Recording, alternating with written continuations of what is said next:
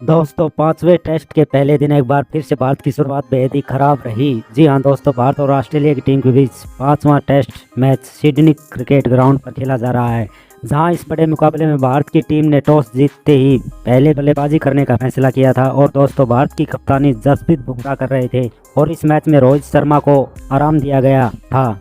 और जब इसके बाद भारत की टीम बल्लेबाजी करने उतरी तो फिर भारत की तरफ से केएल राहुल और यशस्वी जायसवाल उतरे थे।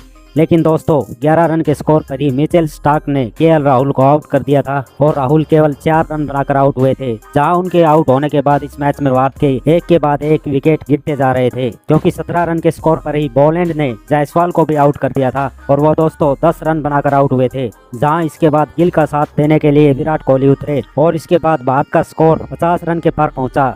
लेकिन फिर 57 रन के स्कोर पर भारत को तीसरा झटका भी नाथन लायन ने देते हुए सुमन गिल को आउट कर दिया था और वो 20 रन बनाकर आउट हुए थे। जहां उनके आउट होने के बाद 72 रन के स्कोर पर बॉलैंड ने विराट कोहली को भी आउट कर दिया था और वो 17 रन बनाकर आउट हुए थे। हालांकि इसके बाद ऋषभ पंत और रविंद्र जडेजा ने इसके बाद भारत की पारी को संभालकर आगे बढ़ाया और ये दोनों ही बल्लेबाज इस मैच में काफी अच्छी बल्लेबाजी कर रहे थे। इस मैच में दोनों बल्लेबाजों ने भारत का स्कोर 100 रन के पार पहुंचा दिया था और इन दोनों बल्लेबाजों ने 5वें विकेट के लिए 48 रनों की शानदार पार्टनरशिप भी करी थी। और इस मैच में ऋषभ पंत काफी अच्छे शॉट खेल रहे थे और एक तरफ रविंद्र जडेजा भी भारत की पारी को संभाल कर खड़े थे। लेकिन 120 रन के स्कोर पर बॉलैंड ने ऋषभ पंत को भी आउट कर दिया था और वो दोस्तों 40 रनों की शानदार पारी खेलकर आउट हुए थे। जहां उनके आउट होने के बाद नीतीश रेड्डी बल्लेबाजी करने उतरे, लेकिन नीतीश रेड्डी बिना खाता खोले अगली ही गेंद पर बॉलैंड की गेंद का शिकार बन गए और भारत के 6 बड़े विकेट 120 रन के स्कोर पर गिर चुके थे। जहां एक तरफ इस मैच में रविंद्र जडेजा काफी संभल कर बैटिंग कर रहे थे, फिर उनका साथ देने के लिए वाशिंगटन सुंदर उतरे थे।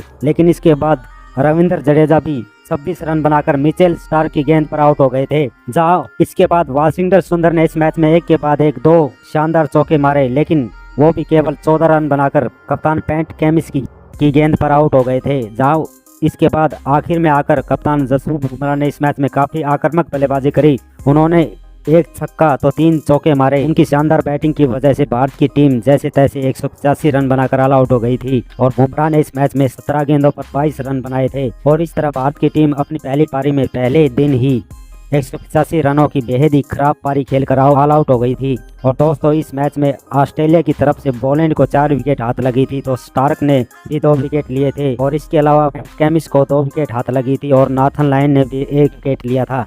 अब दोस्तों, भारत की बैटिंग पूरी तरह बकवास रही थी। अब जब इसके बाद ऑस्ट्रेलिया की टीम अपनी पहली पारी की शुरुआत करने उतरी तो उनकी तरफ से सैम कॉन्टेस्ट और ख्वाजा बल्लेबाजी करने उतरे थे, लेकिन एक बार फिर से कॉन्टेस्ट ने जसप्रीत बुमराह से बहस कर ली थी और दोस्तों, जसप्रीत बुमराह कॉन्टेस्ट पर पूरी तरह गुस्सा दिख रहे थे। जब इसके बाद आज के दिन की आखिरी गेंद फेंकी जा रही थी, उसी ही गेंद पर जसप्रीत बुमराह ने ख्वाजा को आउट कर दिया था और दोस्तों, ख्वाजा को आउट करते ही जसप्रीत बुमराह कॉन्टेस्ट को पूरी तरह गुस्से की नज़रों से देख रहे थे। अब दोस्तों, जसप्रीत बुमराह पहली बार इतने गुस्से में दिख रहे थे और दोस्तों, इस तरह दिन का खेल खत्म होने तक ऑस्ट्रेलिया की टीम केवल 9 रन के स्कोर पर 1 विकेट हो चुकी थी और भारतीय टीम अभी भी ऑस्ट्रेलिया से 176 रनों से आगे चल रही है। लेकिन दोस्तों, ऑस्ट्रेलिया के हाथ में 9 विकेट बाकी है। तो दोस्तों, ऐसी क्रिकेट से जुड़ी सभी ताज़ा खबरों के लिए चैनल को सब्सक्राइब कर लें। धन्यवाद दोस्तों। जय हिंद दोस्तों।